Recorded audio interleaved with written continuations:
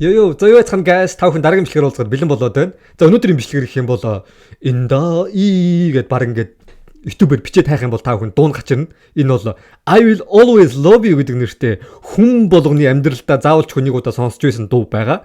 За энэ бол энэ дууг дуусан алдартай хүн бол Whitney Houston гэдэг алдартай дуучин байгаа. Энэ хүний талаар та бүхэн ярьж өгөхөд бэлэн болоод байна. Тэгээд нэг анхааруулах зүйл энэ guys. Энэ миний амьдралдаа сонсч байсан хамгийн гайхалтай болоод хамгийн гонигтай дуу. Тийм учраас би та бүхнээс хүсэж байна. Энэ бичлэгийг эхлээс нь авахлаа дуусал үзээрэй guys. Тэгээд хэдүүлээ олон имэрлгүй бичлэг рүү орохын өмнө намайг дэмжиж дур байгаа хэсэгт subscribe хийгээд бас лайка дараад коммент өгдөг өгөөрэй. За хэдүүлээ шууд бичлэг рүү орцгоё. Let's go.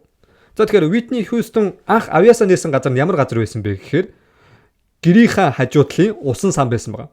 За тэгээд усан санд яаж явснээс гэхээр тэр усан сан нь ямар ч усгүй заяа. Тэр усгүй усан сан дотроо өөрийнхөө нэг караокег хийгээд дуулаад ингээд тоглоомроо тоглоол ингээд байцсан чинь нэг өдөр ээж нь харцсан.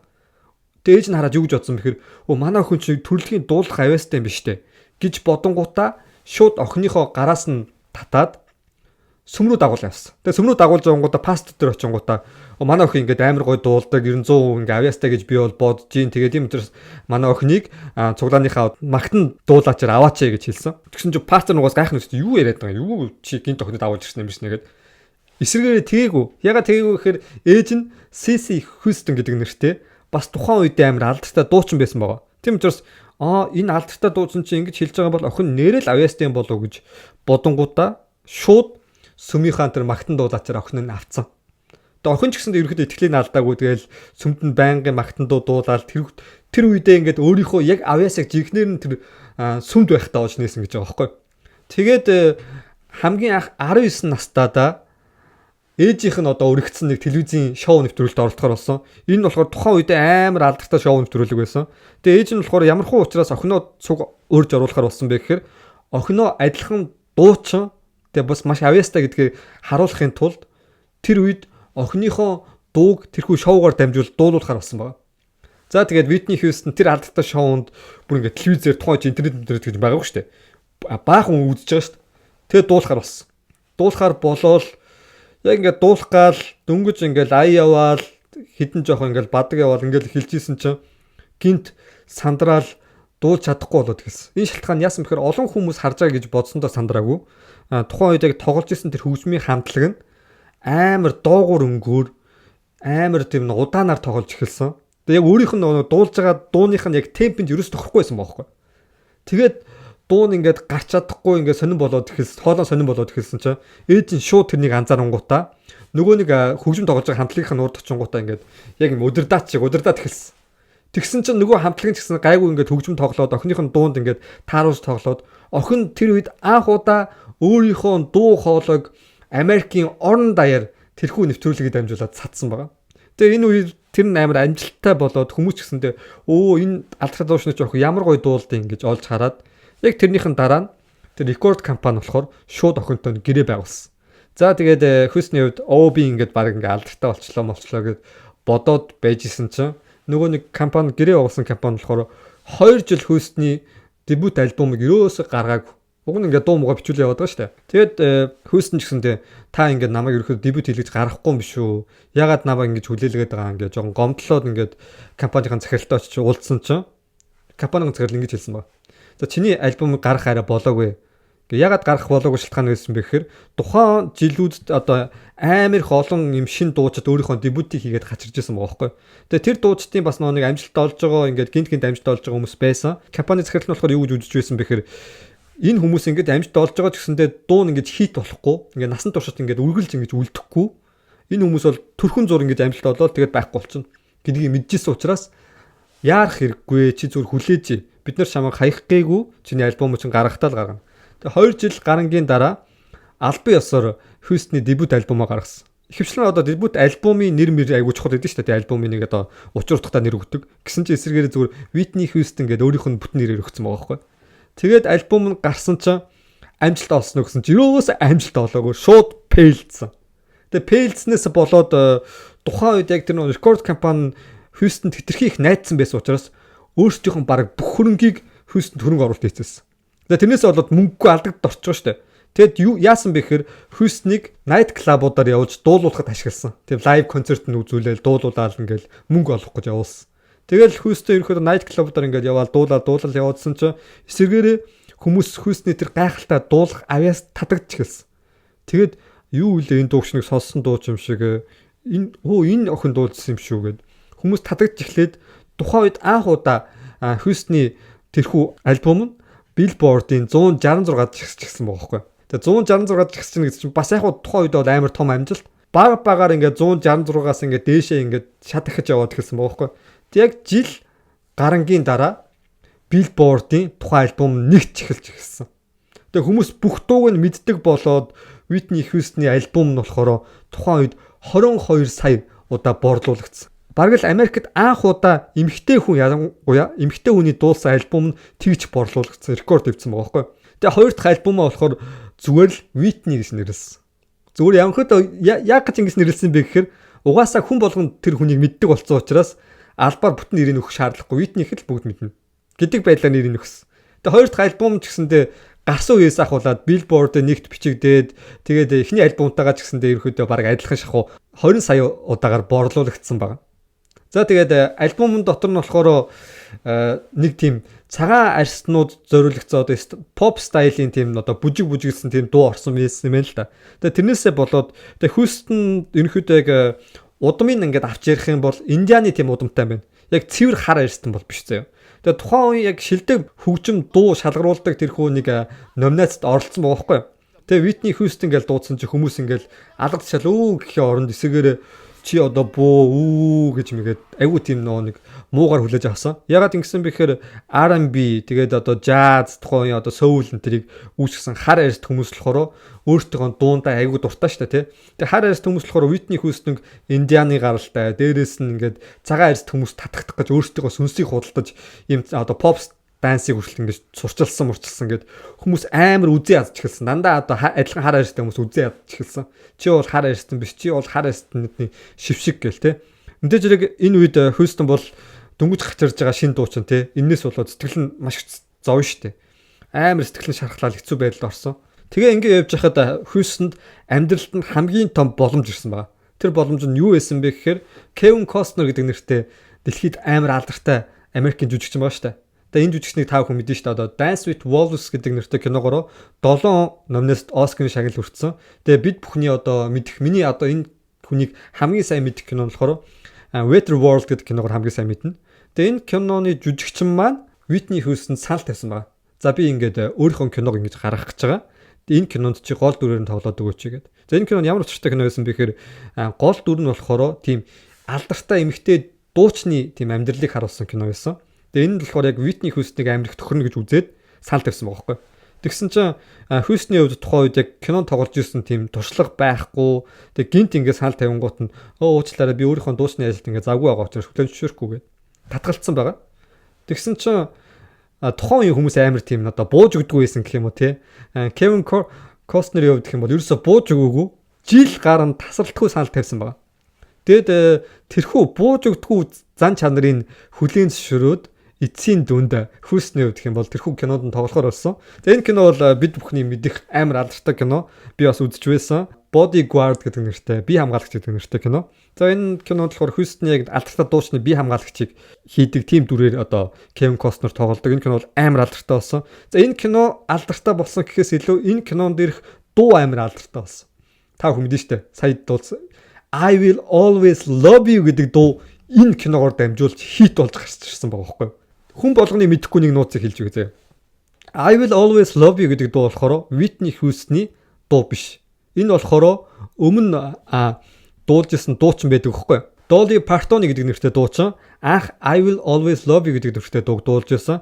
Энийг болохоор Whitney Houston аваад remake хөлбөрийг хийж дуулсан байгаа байхгүй юу? Тэгээ мэдээж хэрэг энэ хүний дуулсан дуу амжилт түрээгүй Whitney Houston-ийн дуулсан хэм маяг нь бүр амар гайхамшигтай амжилтанд хүргэсэн. Тэгээд яг киноных нь үеэр албаар заяа Kevin Costner битгий хөгжимтэй. Ямар ч айгүй тоглол. Ямар ч айгүйгээр тоглол гэж хэлсэн. Houston яг эхлэл I will always дуу нь болохоор ямар ч айгүйгээр хэлдэг. Ямар ч хөгжимгүйгээр хэлдэг. Тэгээ энэ хэсэг нь баг ингэж хэлсэн учраас амар алдартай болсон гэж хэлж болно. Тэг ямар ч айгүйгээр эхлээд тэгээд дуугаа явуулаад хүмүүс бараг л хэсгэн тэрхүү нэг хэдхэн минутанд Whitney Houston руу бараг ингээд бүрэн дүүрэн татагдчих энэ тэр дуунд нь бүрэн дүүрэн орсон гэж хэлж байна. Би ч хүртэл анх сонсож байхад ямар гайхалтай дуу гэж бодогдчихсон. Ямар ч одоо юу гэдгийг алдаа мадаг ямар ч тийм одоо зүйл байгааг. Үнэхээр хүмүүсийн сэтгэлийг татахаар тийм гайхамшигтай дуу болж чадсан. Тэгээ энэ дуугаараа дамжуулаад өөрийнх нь тухайн үеийн альбом нь 45 сая борлуулагдаж дэлхийд даяар тухайн үедээ хамгийн их борлуулагдсан альбомд тодорсон байгаа. Тэгээ Whitney Houston-ыг дэлхийгээр мэдхгүй байхаа байсан. Тэгээд сайн мэдхгүй хүн байхаа болоод хитрхи алдартай болсноос ахуулаад эсэргээрээ жоохон зовлонд учирч эхэлсэн. Тухайн үеийн Bodyguard гэдэг нэг кино амжилттай болсны дараалаад 3 кинонд тоглосон. Тэгээд дээрэс нь дуучныхаа ажлыг үргэлжлүүлээд лайв концерт явж байгаа штэ. Тэгээд тэрнээсээ болоод хит хачааллаасаа болоод Whitney Houston болохоор өөрийнхөө хоолой гэмтэж эхэлсэн. Тэгээд хоолой нь өвдөөд нөгөө нэг гой баргил хоолой хүмүүс нөө бурхны хоолой гэж нэрлэдэг байсан бол тэр бурхны хоолойнд гарч чадхаа болж эхэлсэн. Тэр ч утгаа өөрийнх нь тэр лайв концерт нь нураад нөгөө гой дуун ингээд онцгой дуулж муулаа тий. Тэг хүмүүс ингээд нөгөө гарч явахдаа амьдралдаа үзчихсэн хамгийн адгийн концерт байлаа. Энэ бол үнэхээр мөнгөө би буруу ашиглажлаа гэдэг ч юм уу тий. Тиймэрхүү комментууд амар их гарч эхэлсэн. After a 20-year absence, fans couldn't wait to see Whitney back in Australia, but after just a few songs, was about to lose my breath. Many couldn't wait to leave. She shouldn't have turned up. No, sorry we're having to leave Big early. waste of money, it was dreadful. They complained. Тэгээ Whitney Houston гэсэндээ эсэргээрээ тэрийг ингээд нэг засах гад бүр илүү их одоо бэлтгэлээ хийгээд тэр эсэргээрээ өөрийгөө бүр илүү одоо дууныхаа чадварыг бүр илүү алдчих эхэлсэн. За тэгээд энэ нь болохоор зөвхөн тэрхүү кинон тоглоод тэгээд дуучныхаа ажлыг хийгээд ачаалттай байснаас болоогүй. Энэ гол асуудал нь нөхрөөс нь болсон. За тэгээд Bodyguard гэдэг нэртэй кино яг нээлттэй хийсэн үед болохоор тухайн үед Bobby Brown гэдэг нэртэй залуутай гэрэлсэн байсан байгаа. Тэгээ Bobby Brown гэдэг нэртэй залуутай яг үерхэд явж явах үедээ Bobby Brown өөрт нь гэрлэх санал тавьсан юм байна л да. Надтай гэрлэж гээд. Тэгсэн чинь тэр саналаас нь шууд татгалцсан. Ягаад тэгэхээр өөрөө бас Houston-ийн хувьд бол телевизийн нэвтрүүлэлт одоо өгжсэн ярьцлагандаа хүртэл хэлжсэн. Өмнө ингээд олон залуустай учирч ирсэн. Гэхдээ энэ олон залуусаас болж одоо шаргалсан. Тийм учраас би ерөөхдөө гэрлэхгүй гэдэг тийм би огт гэрлэхгүй гэсэн тийм сэтгэлгээтэй хүн байсан байгаа байхгүй. Тэгсэн чинь яг үерхэж явж байгаа хувцастай болохоор жимсэн босноо мэдсэн. Тэгээ жимсэн босноо мэдээд яг хоёр дахь одоо гэрлэх санал дээр нь за ингээд жимсэн болсон чинь нэгэнд одоо хүлэн зөвшөөрөөгээд хүлэн зөвшөөрсөн. Тэгээ гэрлэхээр болсон. Тэгээ гэрлэхээр болоод гой ингээ амжилттай явах юм уу гэдсэн чинь гэрлээд яг хурмаа хийгээд тэрний одоо бас арчаа одоо хосуудын хувьд хамгийн гой аялал байгаа шүү дээ. Тэзэж мартахгүй аялал шүү дээ. Бас сарынхаа аяллаас эргээд ирсэн чинь Houston-ийн хувьд гэх юм бол ингээд хазар дээр 7 см орчмын юм зүсүүлсэн юм шарахтай ирсэн. Тэг гайхна өстэй тий. Юу болов вэ чи яач вэ гэдгсэн чинь юу гэж хэлсэн бэ гэхээр нөхөртөөгөө бас сарынхаа үеэр муудалцаад тэгсэн чинь ингээд нэг ийм аяг маягийн одоо тийм шааз идэл ингээд хагараад тэгээд тэр нь ингээд үсрээд ингээд хасрын зүссэн гэж. Баал сарын үеэрээ ийм хийж байгаа хүмүүс одоо тий цаашдаа ер нь ингээд хамт ингээд насан туршдаа ингээд хамт үеж чадах уу гэдэг эргэлзээ өрнө өстэй тий. Тэгээд энэ хоёрын харилцаа бол амар токсик байсан. Тэгээд хүмүүс ч одоо яг Whitney Houston-тэй наад одоо нөхөр нь ерөөсө тохирохгүй гэж ярьжсэн. Энэ нөхөр нь болохоор Bobby Brown гэдэг нэртэй бас нэг алдартай дуучин рэпер залуу байхгүй. За энэ рэпер залуугийн хувьд гэх юм бол Whitney Houston-с бүр тис өөр зан аршинтай, тис өөр тийм хүн байсан. Ягаад тэгэхээр хитрхи одоо асуудал тарьдаг, тэгээ хитрхи одоо сэтгэл хөдлөл өндөртэй, хитрхи түргэн ууртай тийм хүн байсан. Тэгээ ингээл цуг явж байгаа л зүгээр ингээл нэвтрүүлэг ярьслаг үгүй шүү дээ. Тэнгүүт шууд уурж муулаа чи наа юу гэдэг юм уу гэдэг. Тэнгүүт Whitney Houston амар санаа зовоол болиулж молуулаад тэ чи одоо болоо яах гээд байгаа юм бэ гэж мэгэл тэ. Тэгэд Houston-ийн хувьд гэх юм бол ямар нэгэн байдлаар одоо юу гэдгийг олонд гой биетэй, царайлаг марайлаг гэдгээр танигдсан тийм дуучин байгаагүй. Ерөнхийдөө яг тийм гүнж гэдгээр амар алдартай байсан. Амар даруухан тийм гүнж. Ерөнхийдөө янз бүрийн тийм одоо олон нийтийн асуудал ерөөсөө оролцдоггүй тийм цэвэрхэн байсан.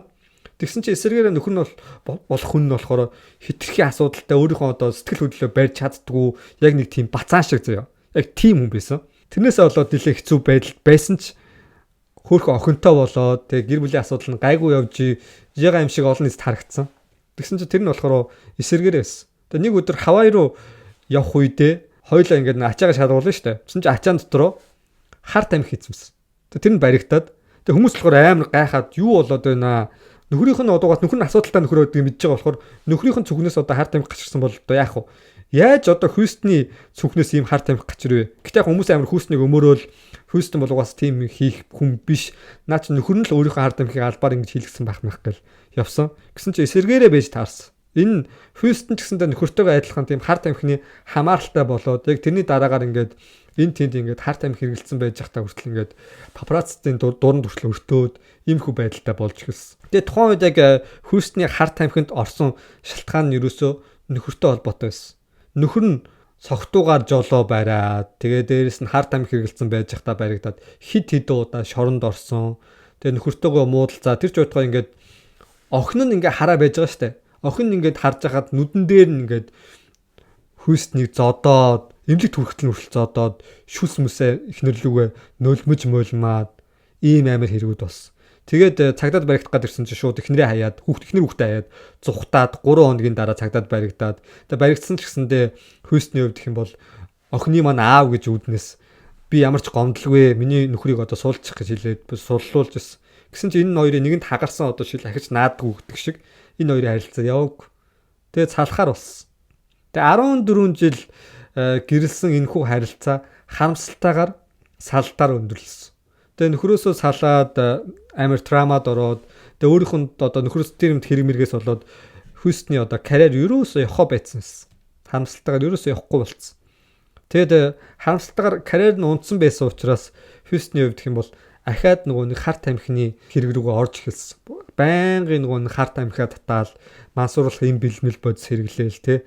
Тэр ч удаа Майкл Джексны 30 жилийн ойн тэрхүү тоглолтын дээр нь Хьюстнийг өрсөн байгаа байхгүй. Амар тунхаа болцсон гарч ирсэн хүмүүс хараад юу вэ энэ хүн ч угаасаа л амар асуудалтай байгаа юм шүү гэж үзчихсэн. Өөрийнхөө карьерийг тэгээд өсгөх гээд явсан ч одоо дараагийн альбомоо гаргасан ч тэр альбом нь өөрийнх нь яг эд үеийн альбомтай харьцуулахад 10-1 ч хүрэхэргүй тийм муу амжилтыг үзүүлсэн. Тэр үеийн дараагаар Whitney Houston-ы амжилт дахин гарч эхлэв. Нэгэн харамсалтай явдал тохиолдсон. Тэр нь болохоор зочд буудлын өрөөндөө байж байхдаа нас орсон байдалтай болцсон баг. Тэр нь бүр нэг байрны өрөөндөө ингээ байранда ус ийцэн байж байгаад усан дотор ингээд өөрөө живээд өөд болцсон. За энийг сайн судлах юм бол ерөнхийдөө ямар нэгэн байдлаар амиа хорлоогүй. Яасан бэхээр хар тамхи хэтрүүлэн хэрэглээд тэр нь хий юм хараад тэгээд яаж яхад нэг тийм хэтрүүлсэн хэрэгэлсэн байж захта тийм халуусанд орж болдгүй юм байна л да.